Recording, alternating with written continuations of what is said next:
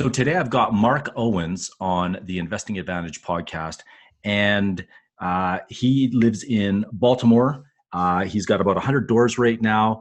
And just prior to the conversation, we were just going back and forth on some of our how we got it started in real estate. And I thought it would be kind of an interesting conversation to hear how Mark initially got involved, because I think you came from the IT world. Is that correct?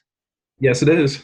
Okay, perfect. Well, why don't you kind of maybe share how you got started investing in real estate and maybe what you're up to these days?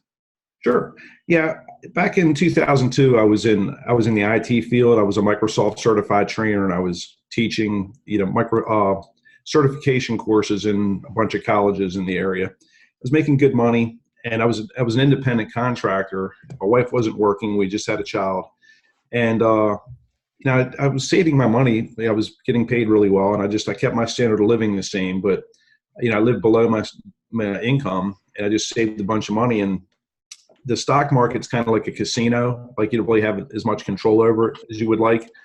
And I had invested money in the market, lost money in the market, and decided that I wanted to invest in something where I had a little bit more control. And real estate just seemed like a natural fit. And I'd always had kind of an interest in it, but I never had any money in the past. And I'd saved up some money, and I thought, you know what, I'm going to buy some residential rentals. And my goal originally was to buy enough, 10 to 20 units, where in the event I lost my job due to, some unforeseen circumstances, that I would have enough money coming in to pay my basic living expenses. Yeah. And that was back in 2002 in March that I bought my first unit, my first building. And did you take any courses? Did you buy any books, or did you just kind of call up a realtor and say, this one looks like a good house? Or I'm just curious how you started, because I bought my first property probably 2 years after that. So I think I started in 2004. And that's a great question, because, you and I, have similar paths, as, at least from our beginning perspective, where when I started, I bought some books. Yeah. And you got to think, back in 2002, there was no Facebook. Yeah. I don't even think Google was around. Rich Dad, Poor Dad, he was still poor. And there were no meetups, or I didn't know of any of these real estate investor associations or any of that stuff. And I was just kind of like a lone wolf, just out there trying to figure it out. Yeah. And I was thinking about it this morning, like, as far as my own success goes and what prevents others. And one thing that I've always mentioned to people that I feel like is an obstacle to their success is this need for immediate gratification, where, we want something now, we have to have it now. So people go buy an expensive car, they go buy a big house. And then what happens is, they spend all their money on these types of things, and then they don't have a lot of money left over to invest in rental property. So one of the things that made it possible for me to do that is that I was able to just delay that instant or immediate gratification. I was like, you know what? Yeah, I want a big house. I want a nice car. I want to, buy all these things. But right now I need to conserve my cash. Yeah. So that's one of the things that made it possible for me to build up this nest egg so that I could go out and spend on rentals. I was thinking about it this morning after a conversation that I had last night with one of my clients. And it seems like one of the other obstacles that I think a lot of people, have is indecision. Mm-hmm. Should I do this? Should I do that? And it's not really the analysis paralysis in the sense where they're analyzing each deal and they just kill it because they overanalyze it. But it's just figuring out which path they want to follow. And one of the things that I think that separated me from so many other investors back in 2002 and even today is that once I made up my decision, I was decisive. This is what I'm going to do. Yeah. And as you know, from your first unit, there's a little bit of fear there with the first one. It's like, man, what if things go bad? What if these people are calling me at 2:00 in the morning? What if they move out? What if they don't pay me? And I just thought to myself, what's the worst thing that can happen? My first building was $75,000. I thought the worst thing that can happen is I can buy this a year later, decide that I can't stand this business. I sell the property and maybe I lose $10,000. That's the worst thing that can happen. Mm-hmm. The best thing that can happen is that I can buy a property that's going to throw off a few $100s every month, and that's going to potentially appreciate in value. Yeah. And once I saw, that, the different choices, I thought, man, the choice is clear to me. I have to do this. Yeah. The worst thing I've already looked at what the worst thing that can happen is, but the potential freedom that this can give me and the peace of mind, it was well worth it. And I made my decision, and I started looking on the internet for rental properties. I'd read some books. Most of them were, by my own standards, not really that good. They were more like motivational books and everything. And they were filled with a lot of BS and stuff like that. Sure. I remember one book that I read. I don't want to mention the author's name, but his idea of real estate investing was to go rent a house out from somebody else and then re-rent it to someone, charge like another $100 a month. And I just thought, like, this doesn't even make any sense at all. Like, and if that other tenant doesn't pay their rent, then I'm responsible for the whole thing. And I just thought, that's not real estate investing. This is like, this is crazy. And so once I made my decision, I got on, there was no Google back then. I think I was probably using like Web Crawler or Alta Vista. And I just started searching for rental properties in my area. Yeah. And I found one that the numbers fit according to, what I thought was a successful investment. Yeah. And I contacted the agent. I didn't know him. And we ended up forming a relationship where he found me a lot of deals over the next few years. Nice. And that's another really important thing that I can't stress enough, is the importance of relationships in this business. Absolutely. Whether it's residential or commercial, I think this is a very relationship driven game. And one of the beliefs I have is you want the first phone call, right? And agents or sellers are going to make the first phone call to whoever is going to be a closing, not a pain in the ass, does what they say they're going to do. Like it's not complicated, this business, but it certainly does require decisiveness, which it sounds like that's kind of one of the things that has really kind of contributed to your success. So like from your first property to your next one, like how kind of quick did you grow your portfolio? I'm curious. Once I made my decision to do it, I think I probably picked up the first year, maybe 8 properties. And in the second year, about the same number. I was probably about 8 units per year for the first few years. Yeah. Then I started to go after the larger buildings, like the 15-unit buildings and the 10-unit buildings and that stuff. Those are harder to find, but I like the commercial residential stuff because once you get into the commercial world, it's a whole different animal. Mm-hmm. As far as like the financing goes, the banks look more at the deal than at the individual. They still look at the individual, but they look more at the deal. So that's one of the things that I really liked about the commercial stuff, was that it was actually easier to get the financing for a good commercial deal than it was for a good residential deal. Yeah.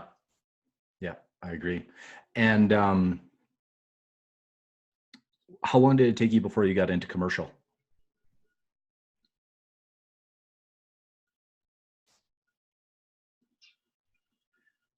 Shane, can you hear me? Yeah, sorry, it just broke up there for a second. Sorry, I just asked. Your video is frozen. Is it? Maybe I'll just stop the video here.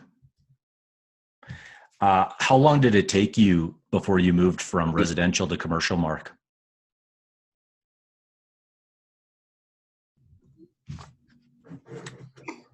Mark, are you there? Yeah, I hear you now. Your video froze and I couldn't hear you for a few minutes. Yeah, sorry about that. Sorry. I'll just get it edited. That's perfect. Okay. So the question I had asked was, how long did it take you to go from residential to commercial? What was that transition like for you? Yeah, it was probably a few years. What had happened was I took a class when rehabbing houses. Yeah. And that really, once I did that, it really shortened my learning curve. And this is one of the things that, I was fortunate enough to find out close to the beginning of my investment career, because I was trying to do everything myself for a long time. And I'm just like, well, I'll figure it out. And the truth is, like, I didn't want to spend a lot of money to teach other people, to learn from other people, like how to do stuff. I just kind of figured that, I figured out I'm kind of a smart guy, and I'll just, I'll figure it out. And I don't really trust these guys anyway. And then I ended up taking a weekend class on rehabbing houses, and it really changed my life. Once I did that, it shortened my learning curve from like here to here. And I started renovating some houses, and then I found a 15-unit building, the first big building I bought, and it was 7 commercial spaces and 8 apartments. Okay. And the 8 apartments were vacant and needed a renovation. And I had acquired the skills to renovate this apartment building through just renovating houses. Yeah. So it was easy to walk in and say, okay, well, a bathroom's going to cost this, a kitchen's going to cost this, here's a bedroom and a living room and a dining room. And it was very easy for me to put the numbers together. Yeah. And so my original intention wasn't necessarily commercial, but once I got a taste of it, of these larger buildings, Yes. It was like, man, this is a no-brainer for me because it's a chance for me to get a ton of equity, hundreds of thousands of dollars of equity. Instead of 10 or 20 or 30,000, I can get $300,000, $400,000 in equity. Sure. And the money was easier to get. Yeah. And so when you, I'm assuming, maybe I shouldn't make this assumption, did you do the renovations yourself, or did you basically outsource it and find someone and you just knew what the costs were? Yeah, I hired somebody else. Yeah, my hands, I have no calluses, no scabs, no cuts. Listen, I want it done right. If I do it, I'm going to have to pay double because I'm going to have to get somebody else to come in and fix everything I mess up. So, but in the beginning of my investment career, I mean, I will admit this. I was painting some of my units. I was cleaning up trash. I was going to Home Depot with the people to pay for the materials. Before I learned how to streamline stuff, yes, and before I realized how much my time is worth. Sometimes it's just cheaper to pay another guy $30 an hour. My time is worth more than $30 an hour. Yeah. So I'd rather pay somebody else to do this stuff where I can go find the next big deal. Yeah, and absolutely. It took me a little while to figure that out. Like your listeners, the people that are listening to these podcasts, they have such an amazing benefit because they can learn from us, from our mistakes or failures or our successes, and hopefully shorten their own learning curve so that they're not out running to Home Depot to buy trash bags. Just get somebody else to do it. You spend your time going and chasing the next deal. And that's where the real value is at. Yeah, absolutely. What kind of mistakes did you make early on? This is one of these things where I didn't really make any mistakes in my own mind. I've talked to my wife, that's a different story.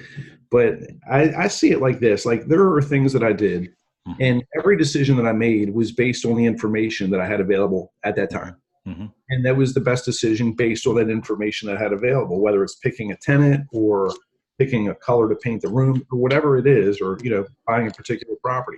Yeah. What happens is sometimes you get additional information later on, and then you realize that, well, maybe that wasn't the best decision, but you got to be fair to yourself.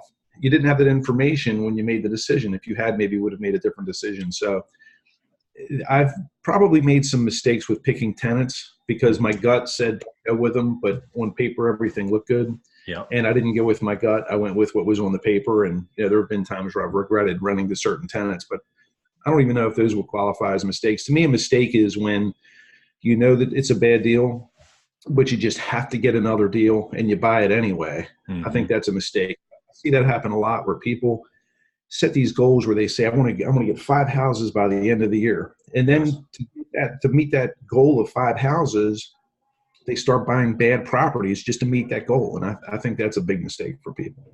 I'm good at picking out other people's mistakes.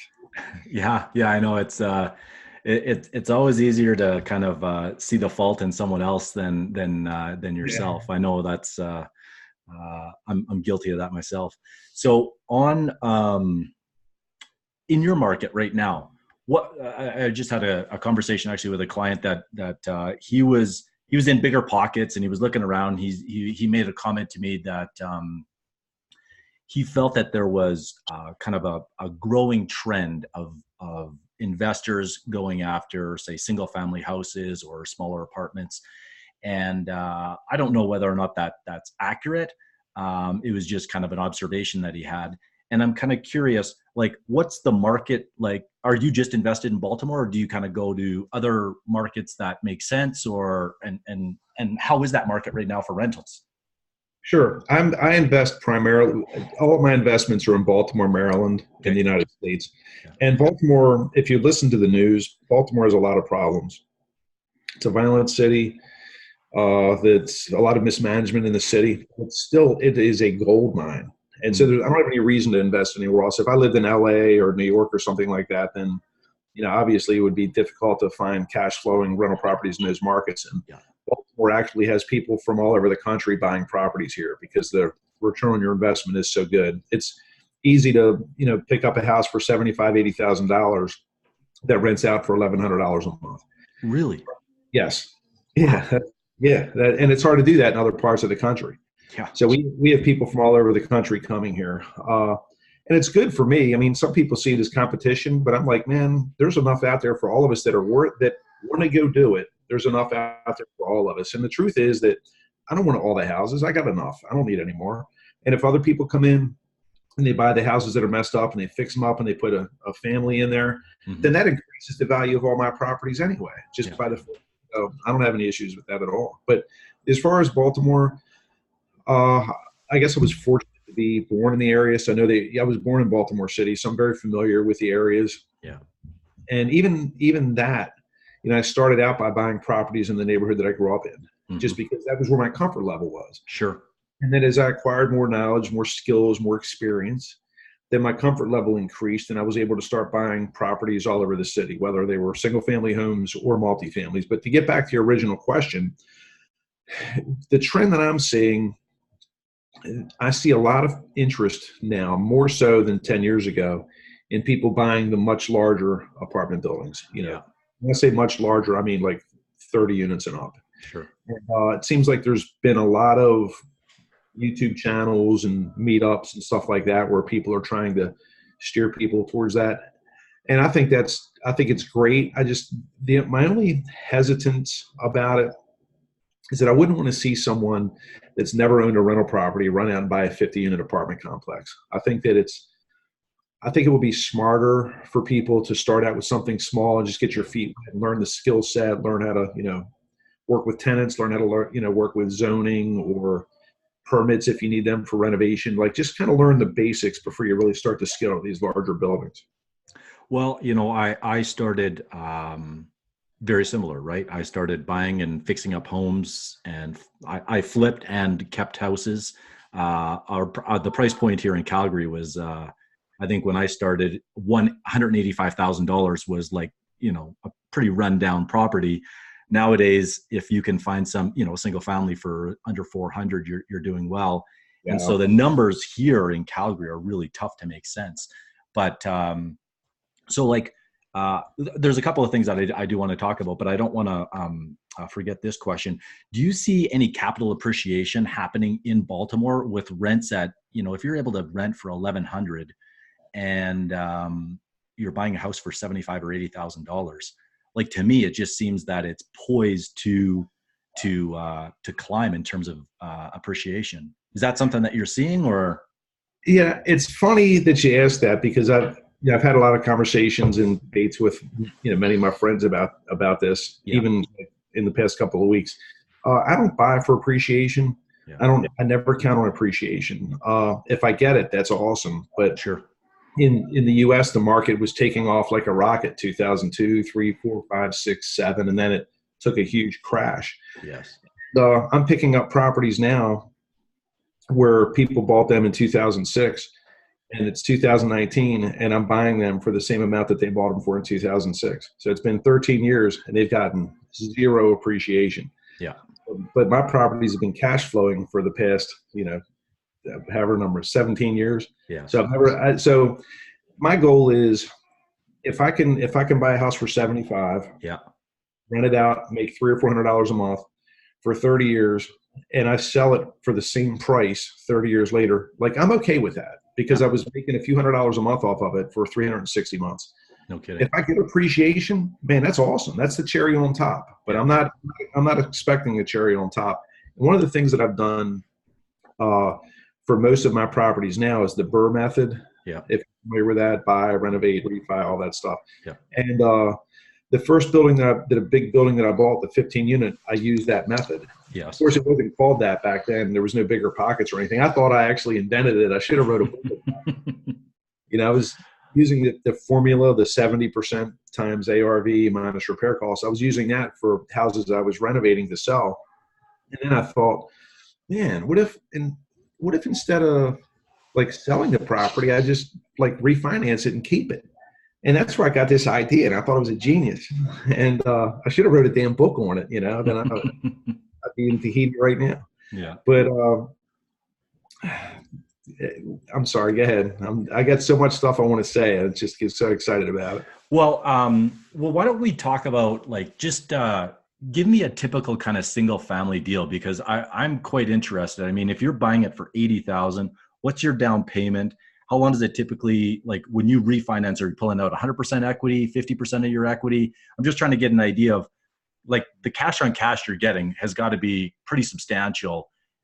If you're cash flowing 300 a month on a property, even with 20% down, you're probably, you know, you're generating what 3,600 on 20. So you're getting like digit returns Yeah, I in was year one. looking when I first started. I was looking for a 30% cash on cash return, Wow. and I've gotten it. Yeah. And it's even you can't even do it now because I mean, when I say that, you can't even like do the math now because I'm usually in my properties with nothing out of pocket by the time it's all said and done. And I'm gonna just run through like a typical scenario for you, Yeah. Yeah. and I'm going to start with an after repair value of $100,000. Like, Okay. let's say you can go buy a house that's already fixed up, turnkey for 100,000. Mm-hmm. When I started, you only had to put 10% down. Okay. Now you have to put 20% down for most of the banks. Some of them 25. Okay. So you're much more out of pocket. So instead of, for me, I would have been able to purchase a property like that for 15,000 with closing costs. Today it might cost 25,000 with closing costs. Okay. The good news is that you're going to have a higher cash flow if you put more money down because your principal and interest payment is going to be a little bit lower. Sure. But through the power of leverage, if I put less money down, then I'm actually going to get a higher cash on cash return on my money. So that was the past. Today, a typical property, let's say that the after repair value is 100,000, using the same 70% rule. Mm-hmm. I would take 70% of 100,000. I'm not talking about turnkey. I'm talking about a property that needs to be renovated, needs a kitchen, bathroom, maybe needs to be replumbed. Okay. So let's say I look at this house and I'm like, okay, this needs $25,000 worth of renovation. So 70% times 100,000 is 70,000. I subtract my repair costs of 25,000, which brings me down to 45,000. That's the most that I should pay for this property that needs renovation. So what I would do is contact a hard money lender and say, hey, listen, I'm looking at this house, got it under contract. I need to borrow, $75,000 for the purchase and renovation. Now, based on my reputation, my credit, my experience, it's easy for me to get that money. Mm-hmm. Borrow 75,000, I buy the house, I fix it up, throw a tenant in there. For the $100,000 house, I might get $1,400 a month. Okay. So now it's, the day I bought it, 9 months later, I'm contacting the banks saying, hey, I got this rental property. I'd like to refinance it. And one of the things that I would suggest that people do is before you fix it up, take a whole bunch of pictures, ugly pictures. You want to make this house or dentist office or whatever you bought look really crappy. Then when the appraiser comes, you say, look, man, this is what the bathroom looks like before I fixed it. Right. Now you know how beautiful it is. Same with the kitchen, same with the electric panel, the basement, whatever work you've done, you want to make it look you want them to show that you put a lot of money into this, a lot of time, a lot of effort, and you really increase the value of this property. Yeah. So let's say that the appraisal comes back at 100,000 and the bank says, yeah, we're doing 80% LTV or loan to value loans. The property appraised at 100,000. We'll give you 80,000. That's perfect because now I can pay my hard money lender back the $75,000 that I borrowed from him, and I got 5,000 left to cover the closing costs for this refinance. Yeah, yeah. Now that's the perfect world. Doesn't always work like that. Few things in life work perfect 100% of the time. Sometimes you might have to come to the table with $1,000, $5,000, $10,000. But on the other hand, you got $25,000 in equity in the property. You've got a property that's cash flowing $200, $300, $400, $500 a month. Yeah. Why wouldn't you keep doing it? Yeah. Yeah. What kind of interest rate do you pay your hard money guys down there? Yeah, I'm paying 10%, no points. That's really? me. No points. Yeah, that's me. But what's an average guy? Yeah. What would someone? I would say like 12% and 2 points. 12 and 2. Okay. Yeah. One of the things I want to emphasize this because it's such an important part of this puzzle. And this is one of the things you buy all the real estate books and they don't talk about this stuff. Man, your reputation in this business is everything. Yeah. When people know you, they trust you, they know that you run a good business, that you're responsible, that you're not making $60,000 a year and running out and buying a $70,000 car. When they know that you're like, you really treat your business the way that it needs to be treated to be successful, people want to lend you money. Yeah. I had a guy, this maybe 4 years ago. This guy used to repair my appliances, and I used to buy appliances from him occasionally. And he calls me up one day, and he asked me if he could take me out to lunch. Mm-hmm. I said, sure. Who doesn't want to go out to lunch with their appliance repairman? So we go out to lunch, and he says, Mark, I'm selling my business. January 1st, I'm going to have $1 million. Do you want to borrow it? I'm like, man, I'm going to have to start fixing appliances. Your business is worth $1 million. And I was shocked by that. First off, it tells me a couple things. One is like, don't judge a book by its cover. Yeah. Because you're just thinking, this guy wandering the streets, doesn't have anything. And the guy's, he's loaded. So you never know. And then the next thing it taught me was the value of my reputation, like how good it really is. And I asked him, I said, Glenn, I'm just curious about this. Like, you must know a lot of people. Why did you call me? And he said that my tenants were my reference. I said, what do you mean? And he's like, well, every time, one of your tenants calls, their stove isn't working or something like that, they never complain about you. They always speak very highly of you. He says, a lot of my other clients will go there to fix the stove, and the tenants are complaining that the stove doesn't work for 6 months, and the landlord won't fix it. Landlord doesn't do anything. And he says, my tenants never speak badly about me. So just that alone sparked this guy to call me to see if I wanted to borrow $1 million. And I did actually borrow a lot of money from him. Yeah. And it was a little bit, I think it was 12% and no points at the time. But I've got title attorneys that have asked me, I'm sitting at settlement, and when the settlement's over, they're like, hey, Mark, do you need any more money? And I'm like, yeah, what do you got? Well, I'll give it to you for 10%. Instead of 12, I'll give you 10%, no points. And it's my reputation that does that. And it's not anything. I don't have a special skill or anything. Yeah. I just do what I say I'm going to do. I don't lie. I don't cheat. I don't steal. I don't play games. Yeah. And if you do that consistently, people are going to recognize it, and they're going to want to work with you. They're going to want to bring you the deal. They're going to want to give you money. So that's absolutely that's worked for me.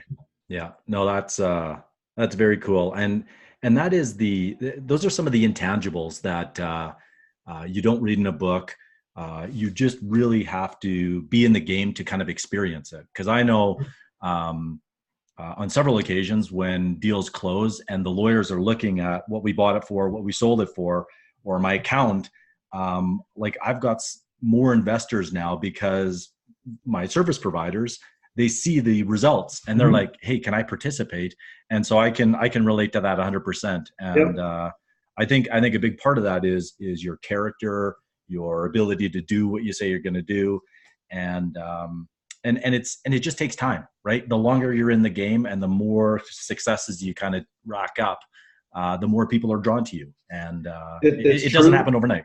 And I agree with you 100%. Yeah. One of the things that I would say to people as far as laying that groundwork goes, and this is kind of back to the beginning of the conversation about this need for immediate gratification. Yeah. Don't overextend yourself. And I'm talking about with like luxury items, like people go wholesale a property or they do a flip, they get their first big check, and then they run out and they buy a nice new car. Yeah. And like, man, don't do that. I mean, it's like nobody's impressed by that. The only people that care about your car are poor people. People that got money don't care about your car. Yeah. In fact, people that have money might think that you're stupid because you went out and bought more of a car than what you could really afford. And it might shy away from doing business with you. I know that for myself, I've had two guys that wanted to partner with me on a deal, and one guy's new and just made a bunch of money and went out and bought a nice car, and the other guy's new and made the same amount of money and he saved it. That's the guy I want to do business with because he showed discipline, that restraint. Yeah. And that's something that people can start off with their first deal, is just showing that discipline, that restraint. I was thinking about this a couple of weeks ago about one of the things that has allowed me to attain the level of success that I've attained. And what I realized is that when I make decisions, whether it's for my personal financial stuff, I want to get a car or whatever it is, or whether it's buying another property, I'm looking at what's going to be best for me in the long run. Yes. not the short run. The short run, man, I want a car. The long run is I'm going to take that money for the car and I'm going to go buy another property. Mm-hmm. And I'd really like to have a nice car, but financially, it's in my best interest to just put another 100,000 miles on my Toyota, Yeah. take that money and go buy, a rental property. And so you can start today. If you've never bought a rental property, you've never bought any commercial stuff or anything like that, you can start building your reputation right now. Yeah, absolutely. So who are the types of, because I think you coach and consult people as well, is that right, Mark? Yeah, I do. Yep. Yeah.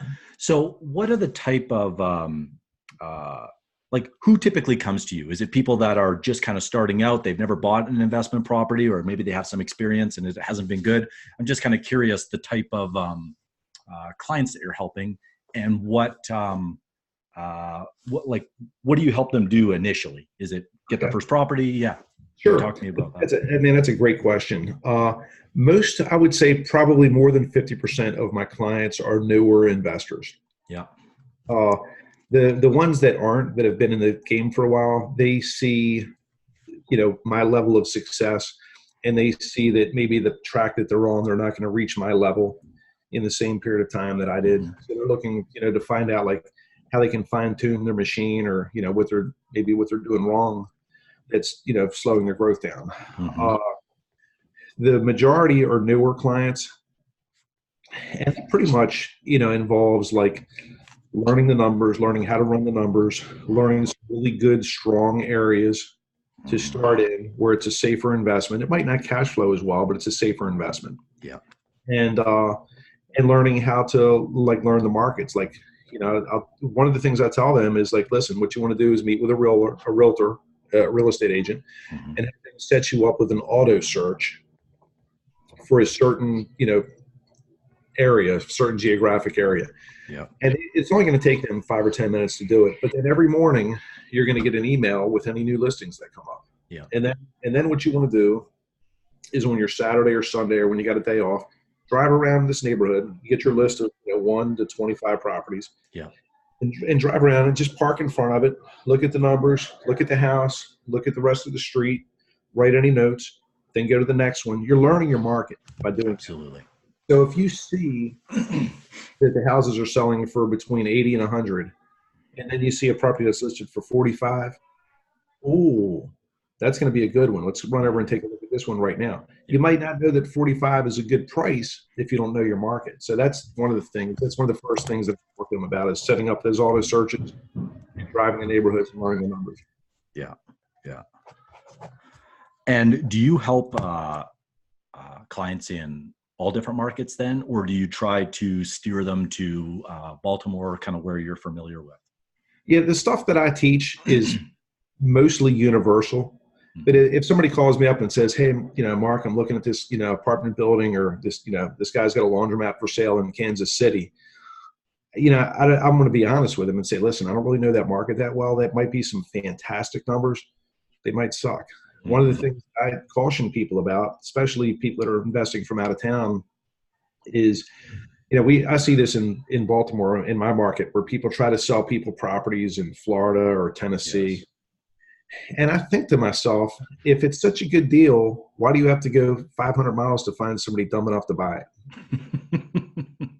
So for me, it's just, I'm very cautious with that. I'm very good with the Baltimore market. Yeah. If somebody calls me up and they pick a specific street or zip code, I might not know the specific house, but have a good enough sense to know whether something is on the good or the bad side. So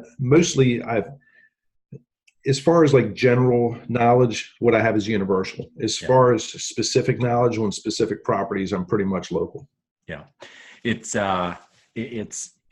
that I would say that those are kind of similar. Your video froze again. I don't hear anything. Can you hear me now, Mark?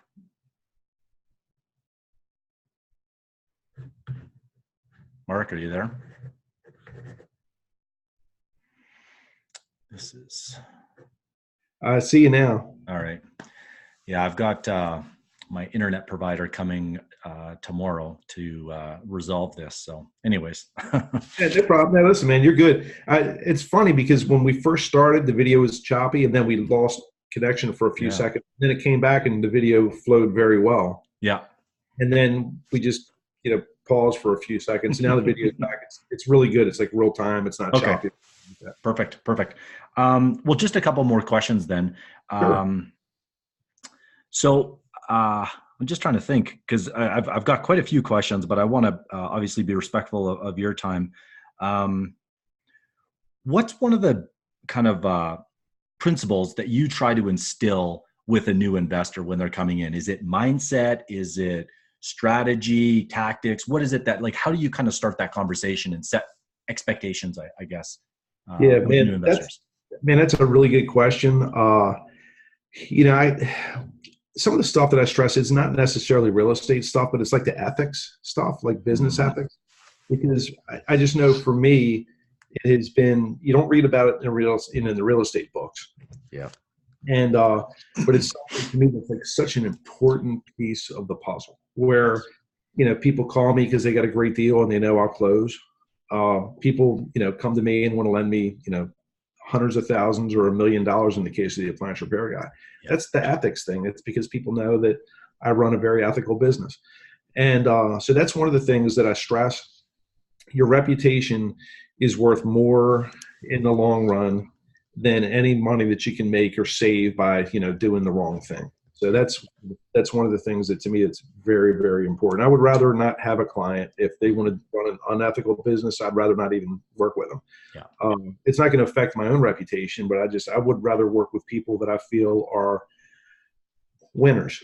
And to me, winners are people that run an ethical, decent business. It doesn't matter how much money you got. I'd rather hang out with a good guy without a lot of money than a bad guy with a lot of money. So I'm curious, how do you, like, I know how I do it, because I think I'm far more trusting, and I give people the benefit of the doubt way too much. So I bring my wife to a lot of meetings when I'm meeting with new partners, because she has like a sixth sense, or she's just like, Shane, there's something about that guy I don't trust, or whatever, or like, I really like that person. And so I rely on her quite a bit, actually. That is awesome. You have to rent your wife out, man. What's that? You have to rent your wife out. Yeah, exactly. So how do you vet someone? How do you kind of determine whether or not they've got ethics, or like, do you just have that intuition that that someone is being straight up, or do you have kind of a tester? Usually just talking to people, and most people, I found that most people are good. Yeah. The overwhelming majority of people that I've worked with are good, decent people that just want to make a decent living. Right. I've met very few shady people that I've interacted with. It's happened though. I mean, because I'm like you, I tend to trust people. I think everybody's like me, and they're not. It's like everybody's not a good person, and I have been screwed a couple times. The gut thing, this is another thing that I don't want to take up too much of your time, but you can edit this out if you want.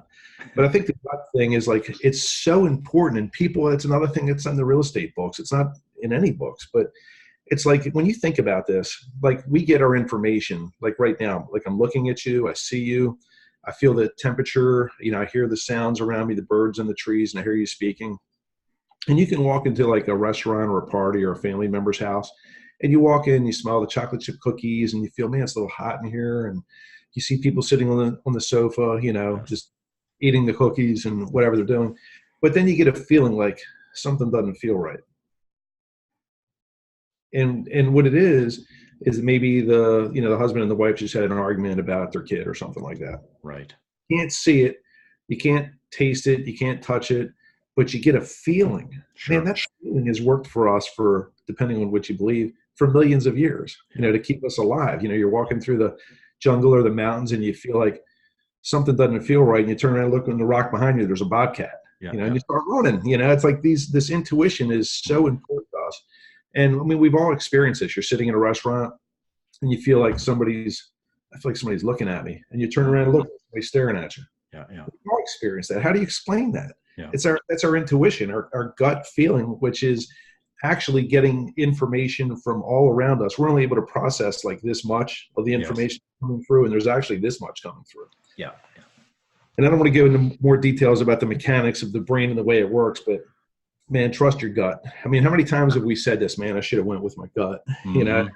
all the time. So Yeah. yeah, try to stay in tune with that. Women, I don't want to offend anybody, but it seems like, especially the guys, but women seem like they're more in tune with the feelings and the Yeah. intuition, like you just Yeah, I said. agree. I And I agree. think that it's very important, like never underestimate that stuff. If your wife says, man, this doesn't feel right, pay attention to her. For sure. Yeah. Yeah. No, I think, uh, I like that advice. That's it's not something that a lot of people talk about because it's kind of the warm and fuzzy, if you will. Yeah. But it's the intangibles, if you will, that I think really separate um, people that are successful in whether it's investing or business or relationships from people that maybe are maybe too much in their head. So And I um, agree. The intangibles that you mentioned, yes. that's stuff that doesn't fit in a cell on an Excel spreadsheet. No, exactly. Yeah. So, I feel and good about this one. right, and that's some Yeah. of the stuff that I like to talk about because it is so important. It's like Yeah. being nice to people.